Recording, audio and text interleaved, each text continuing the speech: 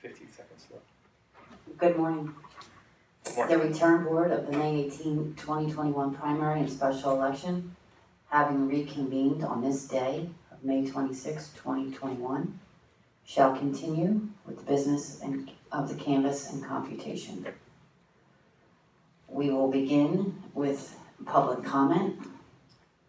Commenters shall state where they live, or if they are not a resident of Philadelphia, that they are a Philadelphia taxpayer. Public comment is not an opportunity for dialogue or Q&A. It is public comment, a chance for you to tell us what you think. Each speaker shall have 2 minutes. However, I may extend this time at my discretion. All public comments must be relevant or germane to board business. Finally, it is my responsibility to preserve the order and decorum of these meetings. As such, profane, slanderous, discriminatory, or personal attacks will not be tolerated. Anyone wishing to offer public comment at this time, please step forward. Good morning, Commissioners. My name is Rich Garella. I'm a resident of Philadelphia and a member of POVPhilly. Just want to be brief here. We continue to be absolutely confounded by the decision of this board and its members not to mark duplicated ballots, not to label them with the word duplicate. It's very clear in the election code that they should be. It might seem like a minor thing, but it says straight out in the election code that duplicated ballots have to be marked, quote, duplicate, unquote. It would be easy to do, and it's a real mystery to us why this board would decide not to do something that's plainly required by election code. I think it speaks to perhaps an underlying problem where perhaps the board thinks that the legislature's intent in writing the election code is made up of things which are optional. They're not. It's required by election code. Every duplicated ballot shall be labeled with the word duplicate. Why that happened, like I said, it's a mystery. Thank you.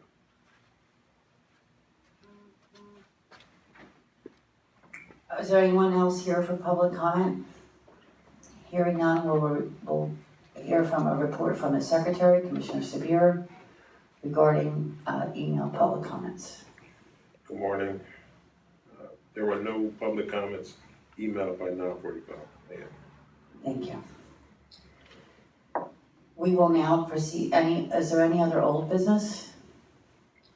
Hearing none, we will proceed to new business with a presentation to the return board from Mr. Gary Dietz. Good morning, Commissioners. Good morning, Gary. So we have a few categories of ballots for your consideration. Category 1, we have ballots where the declaration envelope is blank, meaning that it does not have the signature of the voter or a date present, and there are 146 ballots in this category.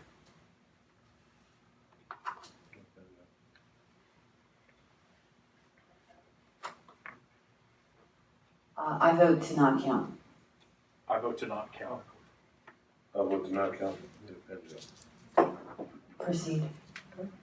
Category number 2, this is a category where the declaration ballot is missing the signature of the voter, but a date is present, and there are 15 ballots in this category. I vote to not count. I vote to not count. I vote to not count.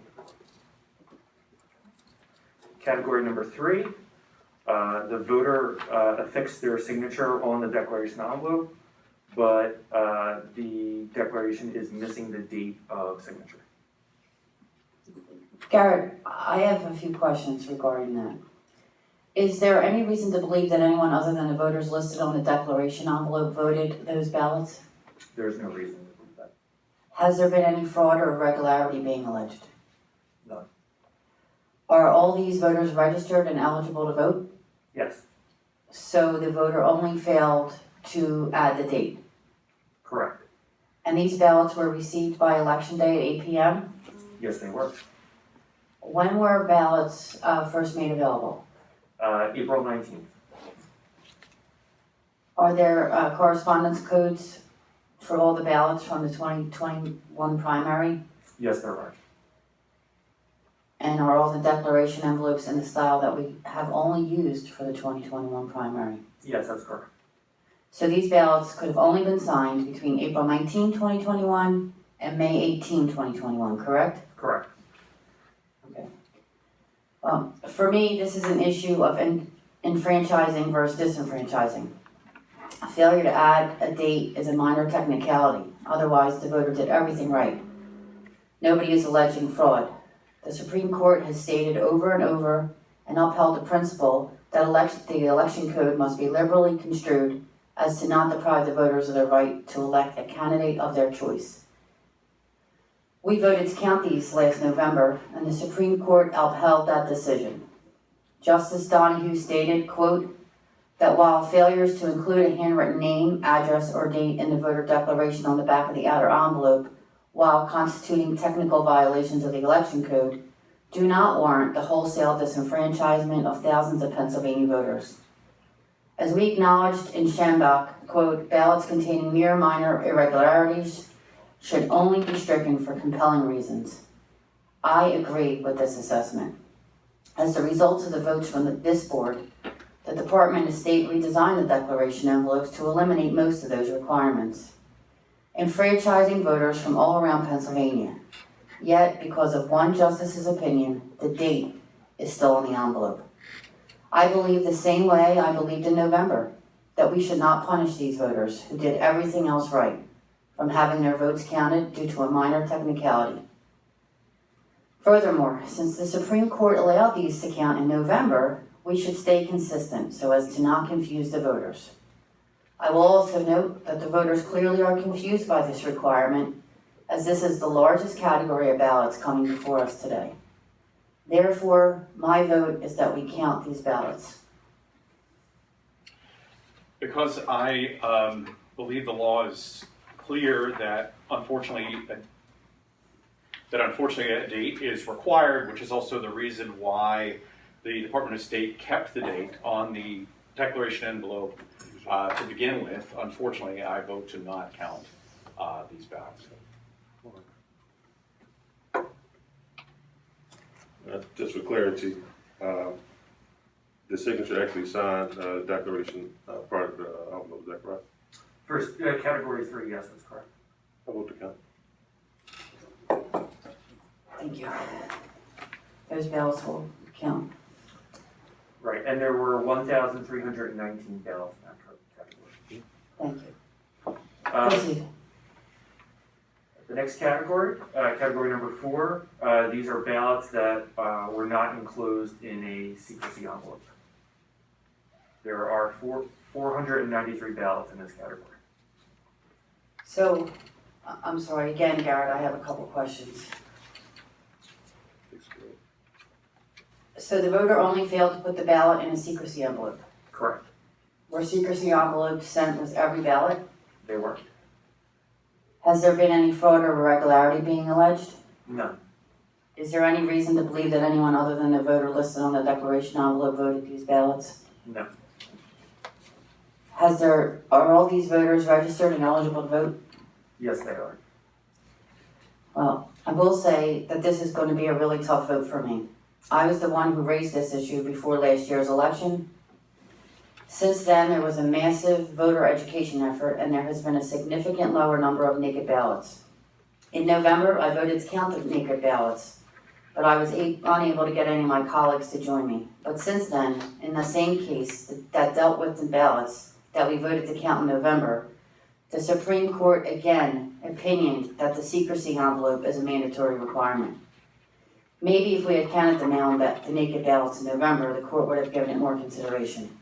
The naked ballot issue is different than the date issue, where the Supreme Court split on whether the absence of the date should invalidate a ballot post-November 2020. In two very recent decisions, the Supreme Court stated that the secrecy envelope is a mandatory requirement. Therefore, it is unlikely that a vote to count would be upheld on appeal. I still believe that the secrecy envelope is a vestige of the past and unnecessary. If the goal is to keep a voter's vote secret, we provide the envelope with every ballot. By not putting the ballot in the secrecy envelope, either by accident or intentional, they are giving up their right to secrecy, but they should not be giving up their right to vote. We do not cancel the ballots of people who give up their right to secrecy by posting pictures of their ballots on Facebook, and we shouldn't be here. In addition, it makes the time to open and process these ballots take longer, and without pre-canvassing, we need all the time that we can get. In fact, the issue that we had last Tuesday with the extractors only affected the secrecy envelopes. They opened the outer declaration envelope without an issue.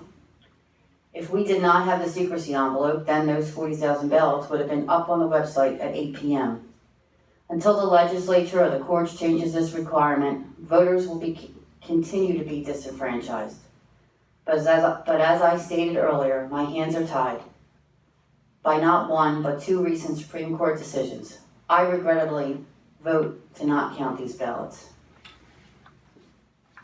Because the law was clear, unfortunately last year, and the Supreme Court was clear last year, and since then, that ballots not enclosed in a secrecy envelope can't count. I've testified in front of the House and Senate about this very issue and suggesting that the law be changed, but it hasn't been. So I, again, regrettably vote to not count these ballots. I vote no. Those ballots will not be counted. Proceed. Okay, category number 5. This is where the mark of the voter is affixed on the right side of the declaration envelope. This is where a voter would put their mark if they're physically unable to sign the declaration envelope. But in this category, they're missing the signature of a witness. There are 4 ballots in this category. Do you have these ballots with you? Not with me, no. Is it an X or an actual signature? No, they're, in all 4 cases, they're an X. And on their shore record, is their signature an X? Their signature is not an X. I vote to not count. I vote to not count. I vote to not count. Proceed. Okay, category number 6. This is a category where the voter, when applying for an absentee or mail-in ballot, their ID verification failed, which is in the form of the last 4 of the social, or their PA driver's license or identification card number. The voter responded to a letter that we sent to all voters that failed this identification check. Unfortunately, their ID was still not able to be cured based on the information they gave us. And neither their social security number nor their driver's license number was present on their shore record. So there's nothing that we could verify against manually. But each of these voters received a letter from us that indicated that there was this issue, and they responded to us. Correct. I vote to count. I vote to count. Vote to count. Proceed. Category number 7 is similar. Also, their verification failed when they applied. They responded to the letter, and the ID that they responded with wasn't what was on file. For example, they may have responded with the last 4 of their social, but only their driver's license was on their shore record, or vice versa. But these voters also received a letter from us through the mail and responded to said letter. Correct. I vote to count. I vote to count. I vote to count. Okay, and that's it for me. Thank you. Is there any more new business? I have none. Thank you. This meeting is adjourned. Oh, no, I'm sorry, no adjourned. Thank you. Have a good day.